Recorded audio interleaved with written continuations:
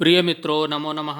प्रिय मित्रों, आज हम अपने इस वीडियो में अध्ययन करेंगे हमारी कक्षा 9 की संस्कृत के पाठ्य पुस्तक श्यामुषी के प्रथम पाठ का, जिसका नाम है भारती वसंत गीति। भारती वसंत गीति का अर्थ है सरस्वती का वसंत गीत। यह पाठ बताता है कि अपने देश और मातृभूमि की स्वतंत्रता तथा कल्याण की कामना माँ सरस्वती से किस प्रकार करें। इस आधुनिक गीत के जो प्रणेता कवि हैं वो है पंडित जानकी वल्लभ शास्त्री जी। यह गीत उनके गीत संग्रह काकली से लिया गया है।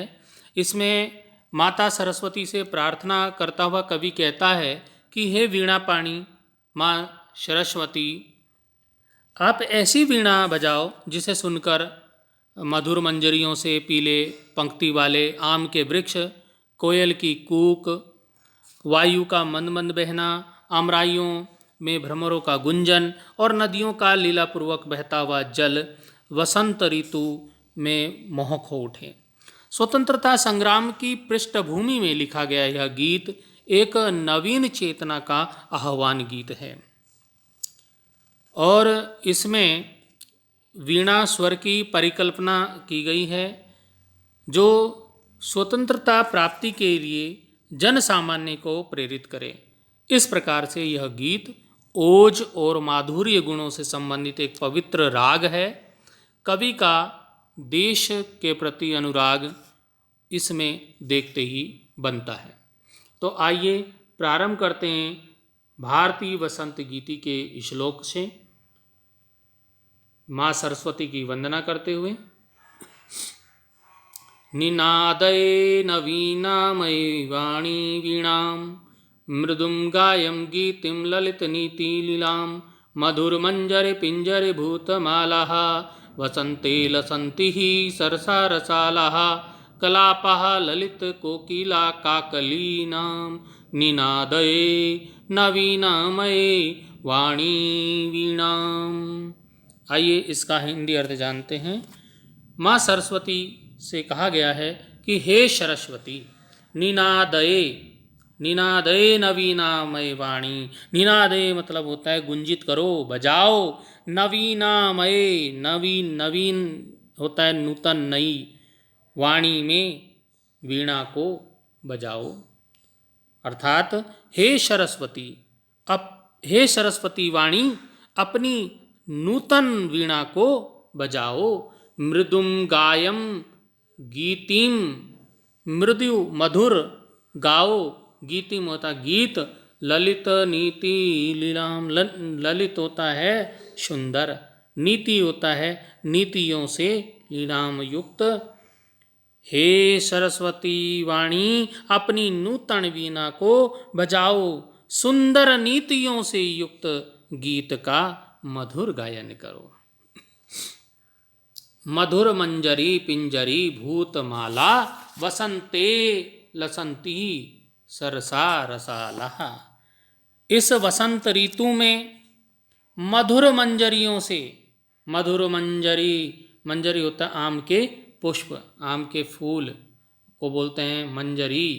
मधुर मंजरी, मधुर मंजरियों से, इस वसंत ऋतु में मधुर मंजरियों से, पिंजरी होता पीले, भूतमाला, पीली हुई सरस आम के वृक्षों की मालाएं, पंक्तियां वसंते, वसंत ऋतु में लसंती ही सुशोभित हो रही हैं। सरसा, सरसा होता है सरस, रसाला होता है आम।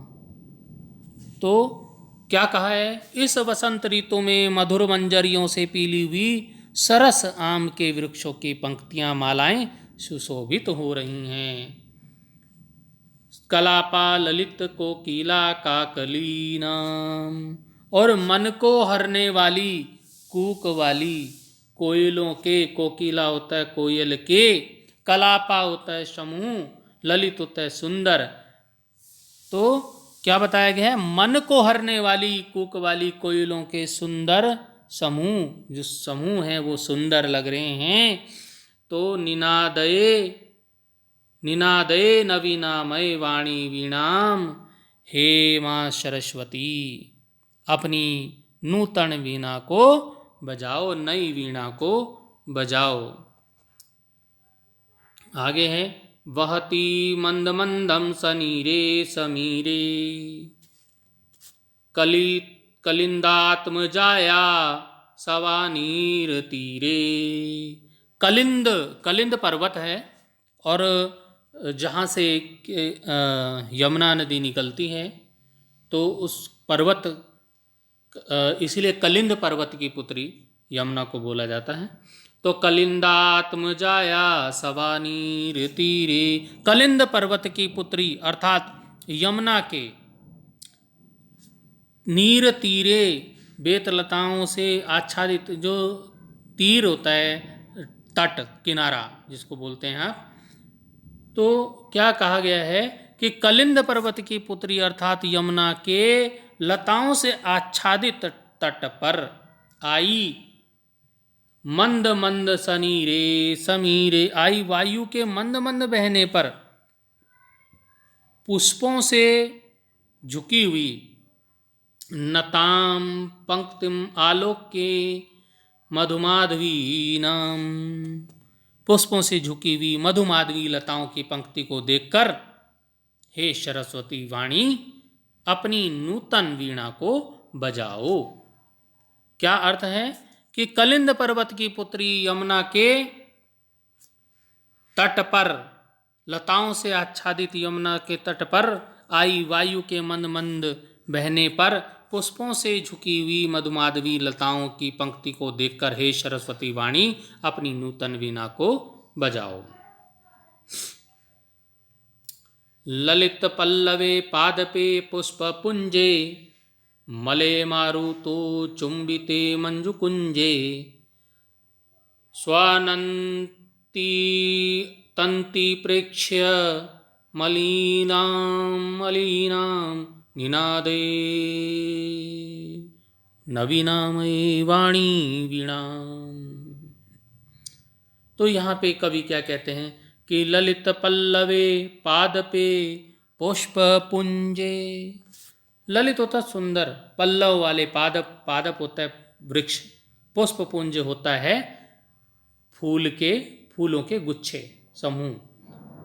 मले, मले पर्वत, मले मारुतो चुंबे, तो मले चंदन के जो पर्वत हैं, मारुतो चुंबिते मंजु कुंजे, तो चंदनी हवा से स्पर्श किए हुए सुंदर पल्लव वाले, सुंदर पत्तों वाले वृक्षों, पुष्प गुच्छों एवं सुंदर कुंजों वाले स्वनंती नंतिम प्रेक्ष्य मलिम नानाम नीलाम, सुंदर जो कुंज हैं, फूलों के जो कुंज हैं, भंवरों के कुंज हैं, गुंजार करते हुए काले भंवरों की पंक्ति को देखकर हे सरस्वती वाणी अपनी नूतन वीणा को बजाओ। तो यहाँ पर क्या बताया गया है कि जो ललित पल्लव हैं, सुंदर पत्तों वाले वृक्ष हैं, पुष्प कुंज हैं, फूलों के गुच्छे हैं और चंदनी हवा चल रही है, उस चंदनी हवा को छू करके जो मंजू कुंजे हैं, बहुत सारे सुंदर सुंदर कुंज हैं, स्वनंतींत तंतींत प्रेक्षे, और वो जो भंवरों के जो पंक्तियां हैं, भंवरों की पंक्ति को देखकर सुंदर, मलिनाम अलिनाम, सुंदर भंवरों की पंक्तियों को देखकर हे वाणी, हे वीणा, हे सरस्वती वाणी अपनी नूतन वीणा को बजाओ। अगला है लतानां नितांतं सुमं शांतिशीलं चलेत उच्छेलेत कांत सलीलम सलीलम, चलद उच्छलेत कांत सलीलम सलीलम तवाकर्णी वाणी वीणाम अदीनाम नदीनाम निनादे वाणी नवीनामय वाणी वीणाम।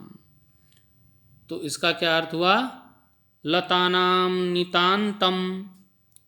तो जो लताएं हैं, लताओं के नितांत शांतिशीलम, नितांत शांतिशीलम, सुमम, जो पुष्प हैं, सुंदर पुष्प हैं, लताओं के नितांत शांति प्रिय पुष्प चलायमान हो, गतिशील हो, चलायमान हो, उच्छलेत एकांत सलिलम सलिलम, उच्छलेत उछल पड़े, एकांत जो सलील है, जल है, वो नदियों का मनोरम जल, वो क्रीड़ा करता हुआ, खेलता हुआ उछल पड़े।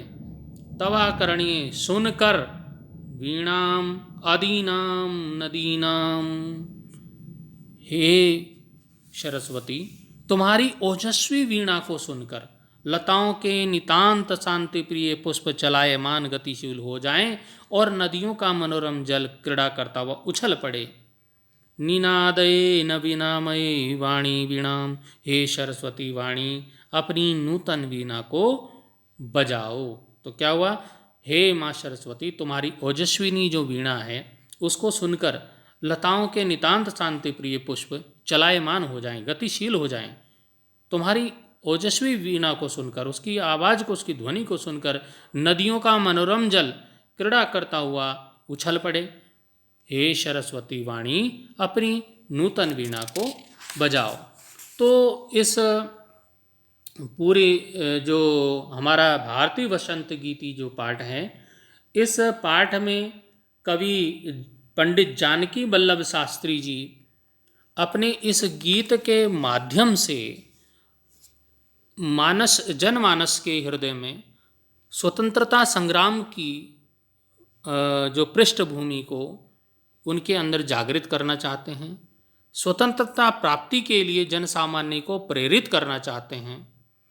तो इस प्रकार यह गीत ओज और माधुरी गुणों से समन्वित एक पवित्र राग है और कवि ने इसको देश का राग मानते हुए इसमें सरस्वती वाणी वीणा के माध्यम से लोगों को स्वतंत्रता के प्रति जागृत करने का काम किया है। तो इस प्रकार ये भारतीय वसंत गीति पाठ का अध्ययन हमने अपने इस वीडियो में किया। अगले वीडियो में हम इस पाठ के अभ्यास प्रश्नोत्तरों को लेकर उपस्थित होंगे। तब तक के लिए धन्यवाद।